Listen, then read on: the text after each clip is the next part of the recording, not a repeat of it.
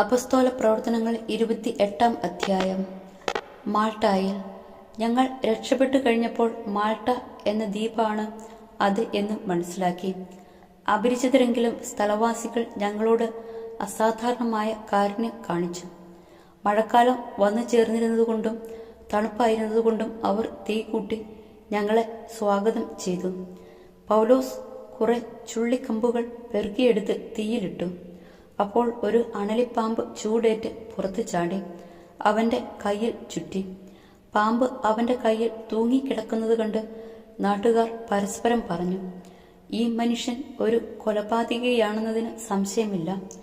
അവൻ കടലിൽ നിന്ന് രക്ഷപ്പെട്ടെങ്കിലും ജീവിക്കാൻ നീതി അവനെ അനുവദിക്കുന്നില്ല.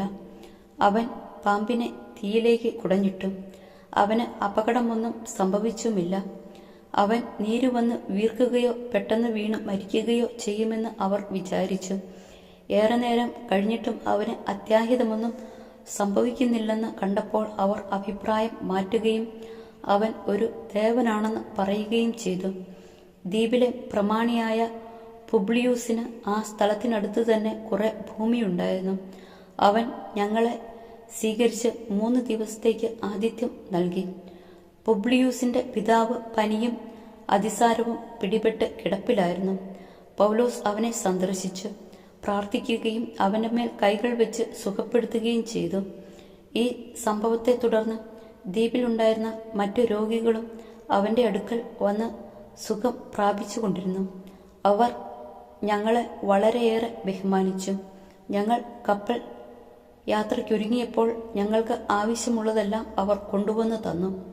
റോമായിൽ 3 മാസത്തിനു ശേഷം ആ ദ്വീപിൽ ശൈത്യകാലത്ത് നങ്കൂരമടിച്ചിരുന്നതും ദിയോസ് കുറോയിയുടെ ചിഹ്നം പേറുന്നതുമായ ഒരു അലക്സാണ്ട്രിയൻ കപ്പലിൽ കയറി ഞങ്ങൾ യാത്ര പുറപ്പെട്ടു. ഞങ്ങൾ സിറാക്കൂസിലിറങ്ങി 3 ദിവസം താമസിച്ചു. അവിടെ നിന്ന് തീരം ചുറ്റി റേജിയം എന്ന സ്ഥലത്ത് വന്നു ചേർന്നു. 1 ദിവസം കഴിഞ്ഞപ്പോൾ ഒരു തെക്കൻ കാറ്റ് വീശുകയാൽ 2-ാം ദിവസം ഞങ്ങൾ പുത്തേയോളിൽ എത്തി. അവിടെ ഞങ്ങൾ ചില സഹോദരരെ കണ്ടു. ഒരാഴ്ച തങ്ങളോടൊപ്പം താമസിക്കാൻ അവർ ഞങ്ങളെ ക്ഷണിച്ചു. പിന്നെ ഞങ്ങൾ റോമായിൽ വന്നു ചേർന്നു. അവിടെയുള്ള സഹോദരർ ഞങ്ങളെക്കുറിച്ച് കേട്ടറിഞ്ഞ് ഞങ്ങളെ സ്വീകരിക്കുവാൻ ആപ്യൂസ് പുരവും ത്രിമണ്ഡപവും വരെ വന്നു. അവരെ കണ്ടപ്പോൾ പൗലോസ് ദൈവത്തിന് നന്ദി പറയുകയും ധൈര്യം ആർജിക്കുകയും. ഞങ്ങൾ റോമ പട്ടണത്തിൽ പ്രവേശിച്ചു കഴിഞ്ഞപ്പോൾ ഒരു പടയാളിയുടെ കാവലോടെ ഇഷ്ടമുള്ളിടത്ത് താമസിക്കാൻ പൗലോസിന് അനുവാദം ലഭിച്ചു. യഹൂദരോട് പ്രസംഗിക്കുന്നു. 3 ദിവസം കഴിഞ്ഞ ശേഷം സ്ഥലത്തെ യഹൂദ നേതാക്കന്മാരെ അവൻ വിളിച്ചുകൂട്ടി. അവർ സമ്മേളിച്ചപ്പോൾ അവൻ അവരോട് പറഞ്ഞു, സഹോദരരെ, ജനത്തിനോ നമ്മുടെ പിതാക്കന്മാരുടെ ആചാരങ്ങൾക്കോ എതിരായി ഞാൻ ഒന്നും പ്രവർത്തിച്ചിട്ടില്ല. എങ്കിലും ഞാൻ ജെറുസലേമിൽ വെച്ച് തടവുകാരനായി റോമാക്കാരുടെ കൈകളിൽ ഏൽപ്പിക്കപ്പെട്ടു. അവർ വിചാരണ ചെയ്തപ്പോൾ വധശിക്ഷ അർഹിക്കുന്നതൊന്നും എന്നിൽ കാണാത്തതുകൊണ്ട് എന്നെ മോചിപ്പിക്കാൻ ആഗ്രഹിച്ചു. എന്നാൽ യഹൂദർ എതിർത്തു. തന്മൂലം എൻ്റെ ജനങ്ങൾക്കെതിരായി എനിക്ക് ഒരാരോപണവുമില്ലെങ്കിലും സീസറിന് മുമ്പാകെ ഉപരിവിചാരണയ്ക്ക് അപേക്ഷിക്കാൻ ഞാൻ നിർബന്ധിതനായി. ഇക്കാരണത്താൽ തന്നെയാണ് നിങ്ങളെ കണ്ട് സംസാരിക്കാൻ ഞാൻ നിങ്ങളെ വിളിച്ചു കൂട്ടിയതും. എന്തെന്നാൽ ഇസ്രായേലിന്റെ പ്രത്യാശയെ പ്രതിയാണ് ഞാൻ ഈ ചങ്ങലകളിൽ ബന്ധിതനായിരിക്കുന്നത്.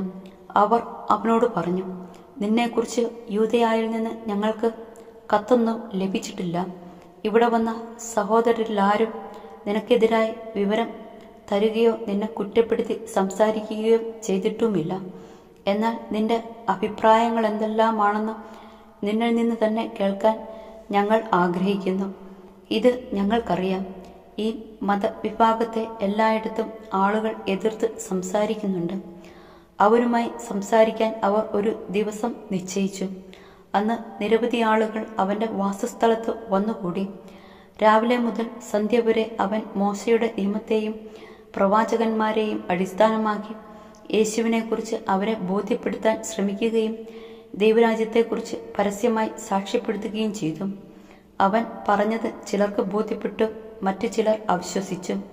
അവർ പരസ്പരം അഭിപ്രായ വ്യത്യാസത്തോടെ പിരിഞ്ഞു പോകുമ്പോൾ പൗലോസ് ഇങ്ങനെ പറഞ്ഞു: പ്രവാചകനായ യെശയ്യായിലൂടെ പരിശുദ്ധാത്മാവ് നിങ്ങളുടെ പിതാക്കന്മാരോട് പറഞ്ഞിട്ടുള്ളത് ശരിയാണ്.